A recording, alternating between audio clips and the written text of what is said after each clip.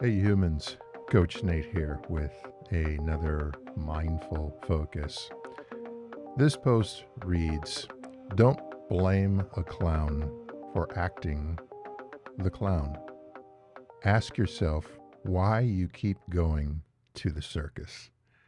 It, it, it causes a chuckle at first read, but as we then begin to dissect it, uh, have you found yourself ever struggling with thoughts of why does this keep happening to me? Or why do they keep doing that? As human beings, we are creatures of habit. We find comfort and solace in familiarity, even when it's unhealthy for us. If we're familiar with an uncomfortable situation, we may tend to gravitate towards that uncomfortableness, even though it's not fun, because we know it, rather than to something unknown to us, unfamiliar to us, with potentially fearing more discomfort. And that other area path could be even more healthy. We settle in. It's a familiar pain. I know it's not going to be any worse, so I'll just accept it and embrace it.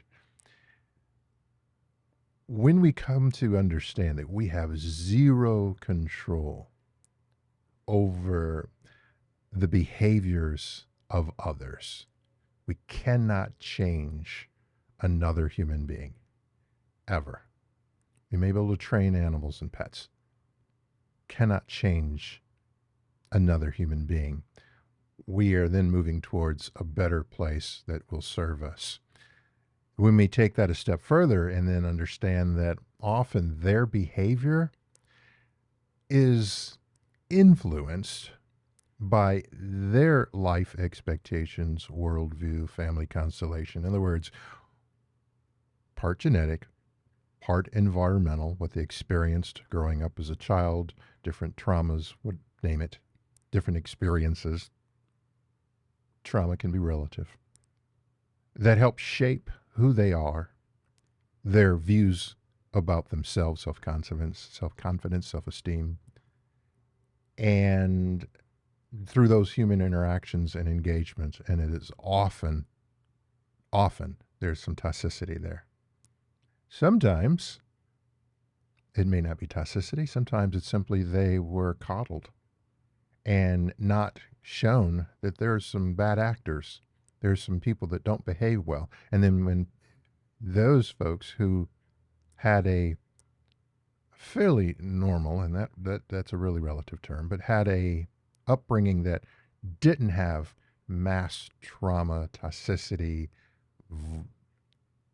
things that deeply negatively impacted them, they don't think there's bad people out there. And then they assume that everybody is like them, has that same mindset, care, compassion, and concern, honesty, integrity, kindness. Did I mention kindness? And then are surprised when the other individuals don't behave in a way that they had expected. There's your circus. The impact on you, either from people who come from very challenging backgrounds or running into people that running into one of them. So in terms of let go, live now, win, how do we deal with this? How do we stop going to the circus? That's crucial. How do we stop going and seeing the flying monkeys? First, accept that people will only change when they want to. A quote from my book: when the pain of the present becomes greater than the fear of the future, that is when real change begins to take place. We cannot guilt, goad, prod, push, demand, insist that someone change. They may give the appearance, but it's going to be short lived unless it is something they have the will and the desire to do. and the motivation for themselves, not for you. It's an inside job, change is. So when we accept that, we can influence, we cannot change. People are going to be who they are and allow them to be that. Then that begins to shift the focus away from what they are doing and on to what you can do. When we accept that people are the way they are and will only change when they want to, it shifts the focus away from what they are doing, and to what you can do. That is a massive shift. Embrace that. Sit with that. Because that's what we really should be focusing on, ourselves. That is a shift from unhealthy to healthy for us. A crucial shift for our mental health and well-being. We have no obligation to sit through the circus performance. Should you find yourself accidentally in the tent, you don't have to stay for the entire performance. Leave. Leave mentally, leave physically. However you can detach from the flying monkeys and all of that stuff that's going on in the crazy tent. No one requires you to participate, to be there. You don't get a participation trophy, but if you stay too long, you could end up with some scars, lifelong wounds that are perpetually and repeatedly wounded when you are trying to heal them. We have full control over setting the boundaries to stop going to the circus. We can choose not to go. And with that choice, now we're choosing to not be affected by the flying monkeys. There's a saying. It's one of the mottos I live by. Not my monkeys, not my circus.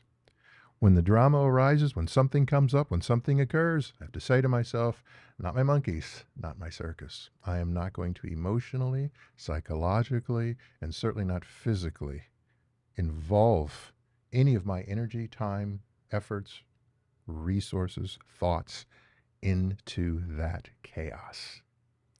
That's a boundary that protects me. It is not about them, the circus, don't care. What I care about is my mental health and well-being. And no one is going to care about that more than me. That's my first responsibility. Shifting the focus, not on what they're doing, but on what you can do. So the next time you find yourself headed to, driving by, morbid curiosity, what's that? Or even sitting in the front row in the tent, say to yourself, not my monkeys, not my circus. Just sharing some insights with you. Feel free to apply it or toss it. Both of those answers can be the correct answer. Which one? Totally depends on you. Only you are able to make that determination for yourself. If this resonates with you, please feel free to give a like and a follow so you know when I post content like this and are notified. If you know somebody that you feel could benefit from this, please go ahead and share that with them. But by all means, always remember to let go, live now, and win.